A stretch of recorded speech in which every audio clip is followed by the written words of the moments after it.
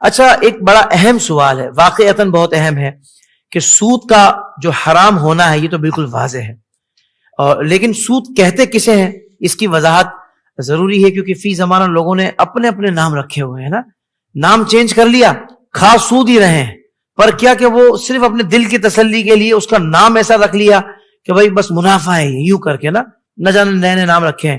ایک تو یہ معاملہ ہے، اور دوسری طرف بعضوں کا تو سود نہیں ہوتا، مگر اس کو لوگ اپنی کم علمی کی وجہ سے یا کسی کی غلط گائیڈنس کی وجہ سے اس کو سود سمجھ رہے ہوتے ہیں، اور پھر خواہ اس کو چھوڑ بھی رہے ہوتے ہیں، حالانکہ کوئی شائبہ بھی نہیں ہوتا کسی قسم کے اس کے حرام ہونے کا۔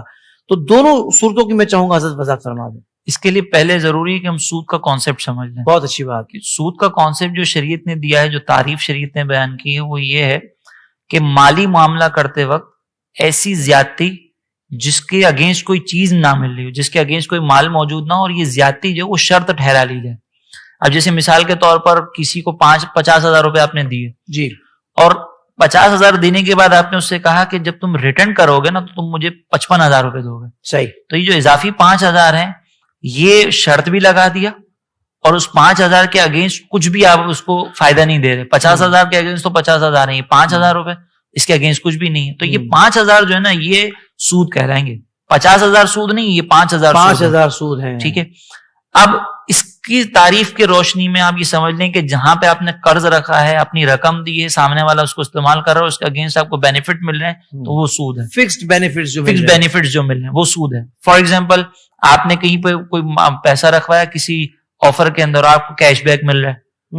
اب یہ جو آپ پیسہ رکھوا رہے ہیں، کہیں بینک میں رکھوا رہے ہیں یا کسی اور جگہ پہ آپ رکھوا رہے ہیں، اور اس کے اگینسٹ آپ کو جو فکس اماؤنٹ مل رہی ہے وہ کس بدلے میں مل رہی ہے؟ جی، کیونکہ آپ نے وہاں پہ پیسہ رکھوایا جی، اور وہ پیسہ وہ یوز بھی کر رہے ہوتے ہیں، اس لیے یہ سود کہلائے گا، جو آپ کو اضافی چیز مل رہی ہے۔ دوسرا ایک کانسیپٹ یہ کہ بعض اوقات جو سود نہیں ہوتا، اس میں ایک ایگزامپل دوں گا جو عوام کے ذہن میں کنفیوژن ہے، قسطوں کا کاروبار۔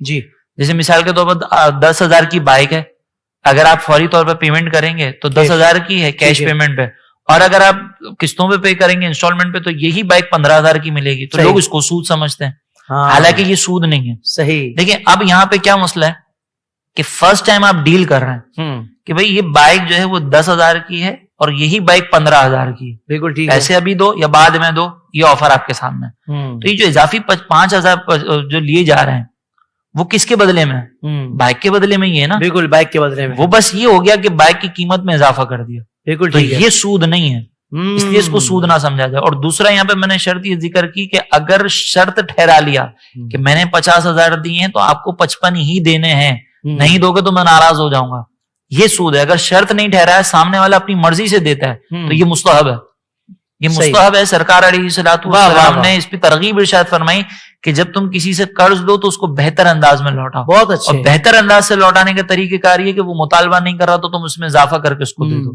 تو یہ مستحب ہے، اس کو اختیار کر سکتے ہیں۔